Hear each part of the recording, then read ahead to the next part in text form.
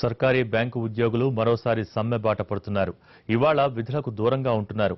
Bank of బరోడాలో ఇతర బ్యాంకుల విలీనంపై ఉద్యోగులు మండిపడుతున్నారు. సమ్మెలో బ్యాంకుల్లో వరుస సెలవులు కొనసాగుతున్నాయి. ప్రైవేటు బ్యాంకులు మాత్రమే పనిచేస్తాయి.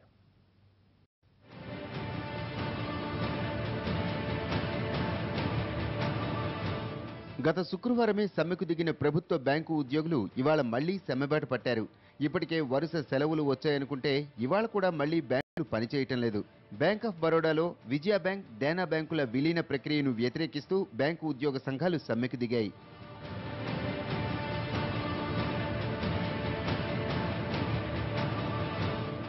ఈ సమ్మెతో ప్రభుత్వ రంగ బ్యాంకుల కార్యకలాపాలపై ప్రభావం పడుతోంది. వారం రోజుల్లో బ్యాంకు ఉద్యోగులు రెండోసారి సమ్మెకు దిగారు. గత శుక్రవారం కూడా ప్రభుత్వ రంగ బ్యాంకు ఉద్యోగులు సమ్మెకు దిగారు. బ్యాంకుల విలీనాలు, వేతన సవరణ, పెన్షన్తో పాటు ఇతర సమస్యలను పరిష్కరించాలని కోరుతూ సమ్మె చేపట్టారు. ఈ రోజు సమ్మె గురించి కస్టమర్లకు ముందే సమాచారం ఇచ్చామని బ్యాంకు ఉద్యోగులు అంటున్నారు.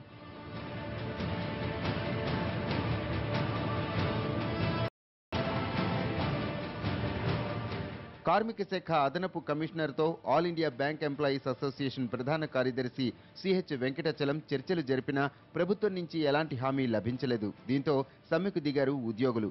గవర్నమెంట్ బ్యాంకులు సమ్మెలతో కాలం వెళ్లదీస్తుంటే ప్రైవేటు బ్యాంకులు బిజినెస్లో దూసుకుపోతున్నాయి.